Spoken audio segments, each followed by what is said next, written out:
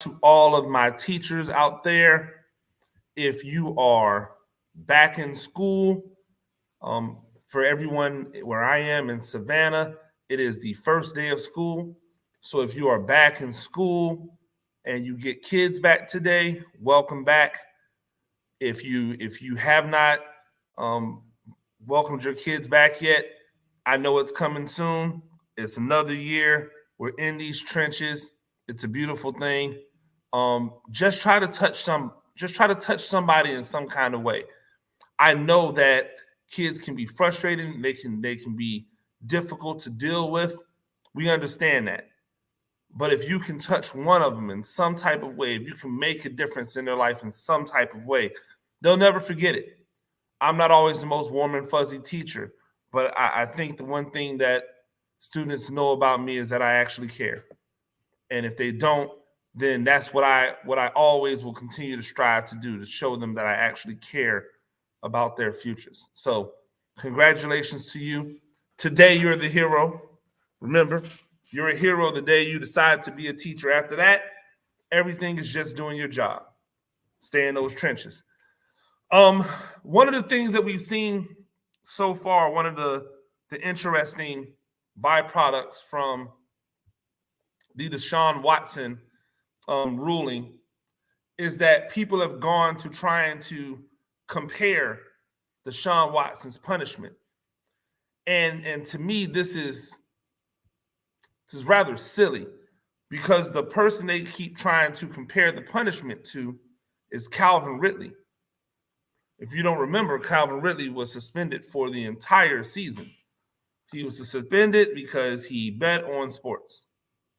Now, was it a lot of money? No. Did he apparently bet against his team? No. He bet for his team. He wasn't even playing, I don't believe. But he bet on sports.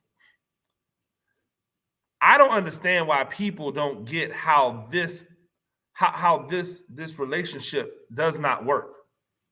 You cannot compare what Deshaun Watson was accused of doing versus what Calvin Ridley did. You cannot compare them. Just because you believe that Deshaun Watson did something doesn't mean that you can penalize him the same as you would somebody that you know did something. That's first. Why we always do that, I never understand. Oh, well, blah, blah, blah, blah, blah. Well, you know, this person got that because we don't really know what happened. We think we know what happened, but we don't really know. Like I said the other day, the only people who know what happened in those rooms are Deshaun Watson and the ladies he was in there with. No one else knows. And in many of those occasions, those ladies came back for a second time.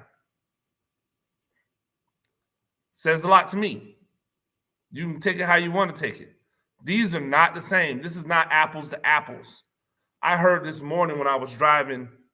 Jay Will, whom I think is a decent, voice in this space on Keyshawn, J. Will, and Max. I think he's a decent voice in this space, but also he's always been annoying to me at some level. I remember I met him one time when I was still in Tampa, hanging out with my good friend. Well, not good friend, I shouldn't say, because we haven't spoken in a year, so he wouldn't be a good friend now. But with a guy who I grew up with, playing with and competing with, Casey Sanders, who went to Duke when Jay Will went to Duke.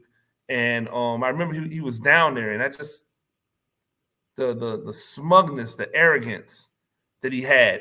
And it wasn't like he was, still in the league or anything like that. He had already had his fall from grace, but still had that level of arrogance, that level of smug that never quite got to me. Almost like, I don't want to say he thought he was smarter than the room, but I wouldn't be surprised. Yet it was clear he wasn't. Like, just because you go to Duke doesn't mean you're smart. Just because you go to Duke doesn't mean that you have some level of intelligence beyond others. It just means you went to Duke. And he always rung me as wrong because he always grabbed at the low-hanging fruit. And that's what he did with this. He was like, well, they'll be talking and they'll say something about Calvin Ridley. Say something, and then he just throws in the air, but Calvin Ridley got a full year and Deshaun Watson only got 6 games, but I digress. It's not about that. See, if you stop and think about it, it makes all the sense in the world why one person received a different punishment than the other. You just have to get your own bias out the way. Now, I'm going to say this to tell you, I don't believe that Calvin Ridley should have received any punishment, right? When you as a sports league get in bed with sports gambling, if everybody is open about what's going on, then there should be no advantages, disadvantages, right? As long as all you would have to do is just put something in place that says, don't bet on your own teams. That's all you would have to do. So the idea that Calvin Ridley is suspended for a year, I think is ridiculous in the first place. But I understand the suspension, and here's why. Because the betting component is the reason why it makes billions upon billions of dollars, whether that be through fantasy sports, which is a $1 billion industry, or gambling, which is a billions upon billions industry. When you, as Calvin Ridley, bet on your team, that sends a message. It says, I think my team's got a good chance to win today. Which means that when you don't bet on your team, what is that saying? It's saying that you don't think they're going to win. Even if that's not the truth,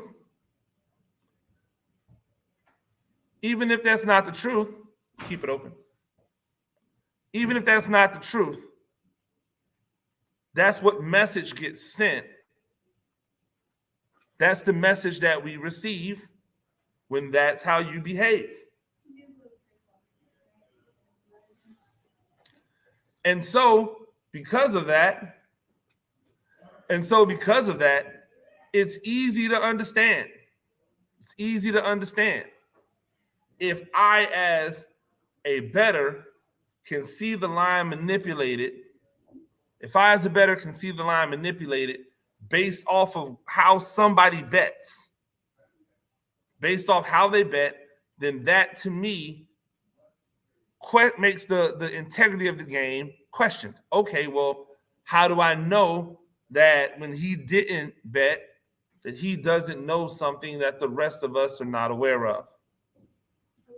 And if he doesn't know something that the rest of us are not aware of, then that's not a thing that we can get into. That's not a way that we can handle these things.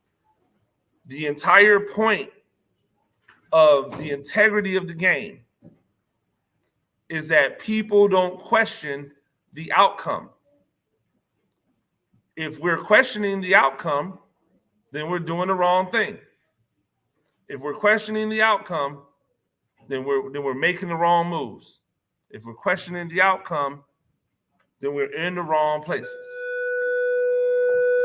And so we have to make sure that we are in the right place.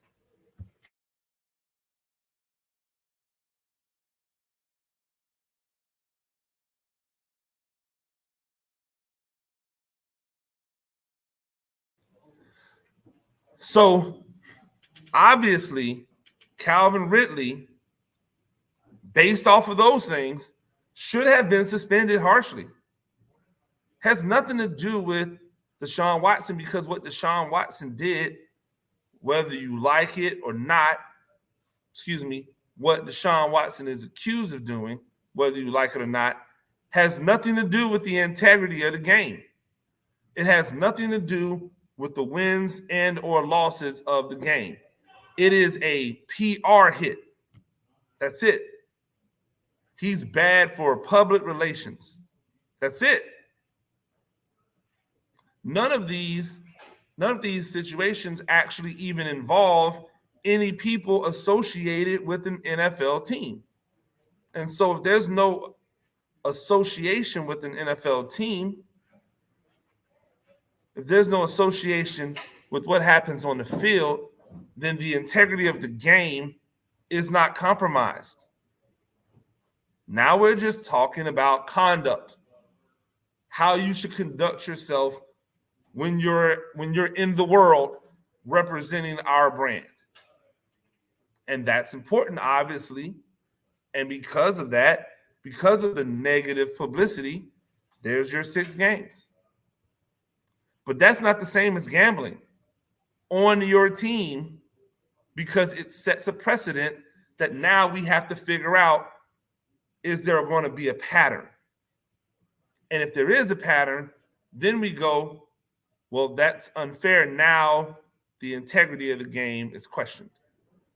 You know who they should be talking about? They should be talking about Stephen Ross and the Miami Dolphins, because although they didn't find, and I'm weird, I think it's weird that they didn't have an independent arbitrator working on this. Like, why was this not front page news? Even though they didn't find that there was tampering or, tanking on purpose, there was a statement by Stephen Ross where he told former head coach Brian Flores, hey man, 100K every loss. That clearly says we are trying to lose. We're trying to lose on purpose. And when you do that, when you're trying to lose on purpose, the integrity of the game is 100% in question. Come back with fantasy. Come back with sports betting. All of that matters still. Yet they're more worried about the fact that he talked to Tom Brady and he talked to Sean Payton back in 2019. Like, yeah, I guess I'm worried about that. I don't really care who you talk to. But when you tell somebody we want to try to lose on purpose, that's what we want to do, that is the integrity of the game. How can you have people in positions of power